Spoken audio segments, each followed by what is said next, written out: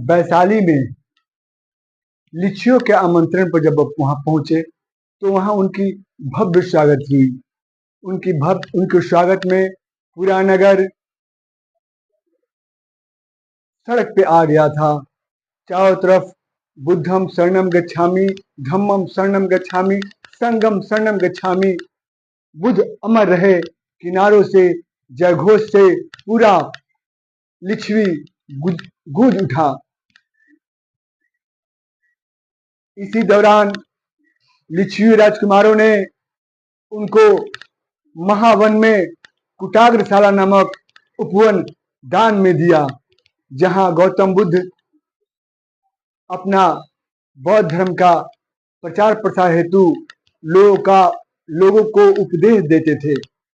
इसी क्रम में इनकी चर्चा को सुन करके वैशाली की नगर वधू, जो वैशाली की सुंदरी थी, जो प्राचीन काल में गणिका हुआ करती थी, वह इनके दरबार में आई, इनके पास आई। इनकी दिव्य अलौकिक दर्शन पा करके वह इनके चरणों में गिर करके बौद्ध धर्म को दीक्षित लेने हेतु इन्होंने इनसे आग्रह किया और अपने घर पे चलने के लिए गौतम बुद्ध से आग्रह किया। इनके आग्रह पर गौतम बुद्ध टाल न सके और आम्रपाली के घर जाकर के इनको बकायदा बौद्ध धर्म में इनको दीक्षित कराएं। इसके बाद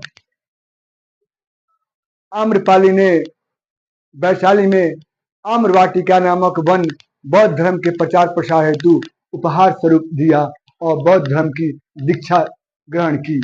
जब बौद्ध धर्म की दीक्षा ग्रहण करने के बाद गौतम बुद्ध ने अगला पड़ाव कौशल की राजधानी श्रावस्ती किए, जहां श्रावस्ती में इनका पुनः पुरजोर भव्य स्वागत हुआ।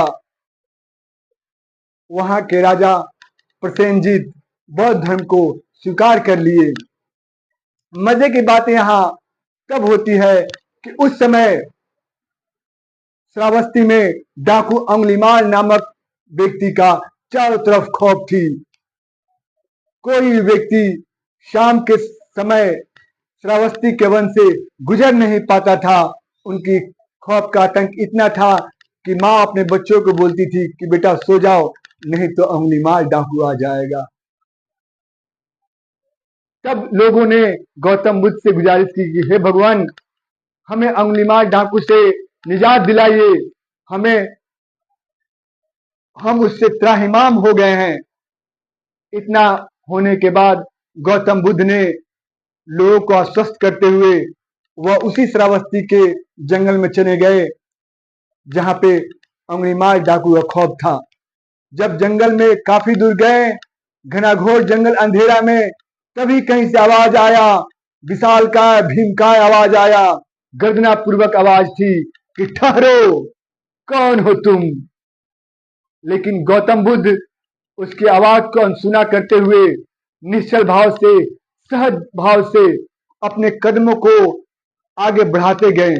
फिर आवाज आया कि ठहरो दुष्ट मानव, कौन हो तुम। लेकिन गौतम बुद्ध डिगे नहीं, हिले नहीं और आगे की ओर बढ़ते रहे। कुछ देर के बाद एक बड़ा सा लंबा भीमकाय काला कुलूटा शरीर गौतम बुद्ध के सामने आकर प्रकट हुआ और पूछा कि कौन हो तुम, मैं तुमको बार बार बोलता हूं ठहरो। तब गौतम बुद्ध मुस्कुराते हुए बोले कि मैं तो ठहर गया, तुम कब ठहरोगे। इतना सुनने के बाद वह अंगुलीमाल डाकू, जिसने प्रण किया था कि मैं 100 व्यक्तियों की हत्या करके उसकी 100 अंगुली को अपनी माला जब तक पहनने लूंगा, मेरी प्रतिज्ञा पूर्ण होगी, वह अंगुलीमाल इनके चेहरे की मुस्कान देख करके घबरा गया, विस्मित हो गया कि कौन महामानव है। सारे लोग तो मेरे डर से भागते हैं, ये कौन व्यक्ति है जो मुस्कुरा रहा है। उन्होंने पूछा कि आप कौन है, अपना परिचय दीजिए। तो गौतम बुद्ध ने पुनः मुस्कुराते हुए बोला कि मैं गौतम बुद्ध हूं, मेरी शरण में आ जाओ।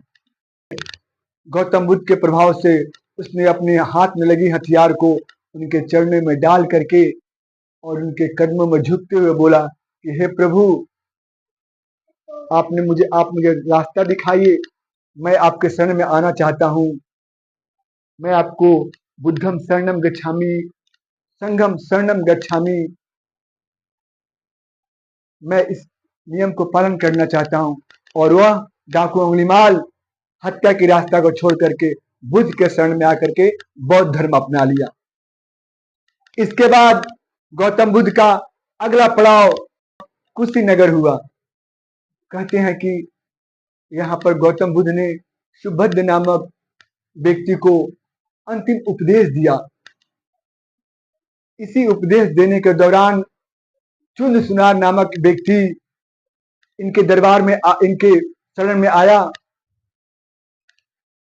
और बोला कि हे प्रभु, आप मेरे यहाँ भोजन पर रात्रि में पधारे तो बड़ी कृपा होगी। उनके आग्रह को गौतम बुद्ध टाल न सके और रात्रि में भोजन के सामने सेवा में प्रस्तुत किया। भगवान गौतम बुद्ध प्रेम भक्ति में 56 कोट का व्यंजन खाया। उसी व्यंजन में शुक्र मोदाव नामक एक व्यंजन जो सुअर की मांस की थी, उसको खाने से गौतम बुद्ध को डायरिया यानी अतिसार नामक बीमारी हो गई और उसी बीमारी से 80 वर्ष की अवस्था में 483 ईसा पूर्व में इनका मृत्यु हो गया। कहा जाता है कि इनकी मृत्यु के बाद इनके अवशेष को 8 भागों में बांट करके 8 जगह पर 8 स्तूपों का निर्माण किया गया। आगे बताया गया है कि इनके जो भी जन्म है यानी जो भी इनके कालक्रम है कैंटन अभिलेख से ज्ञात किया जाता है। इस तरह अप्पो दीपक भो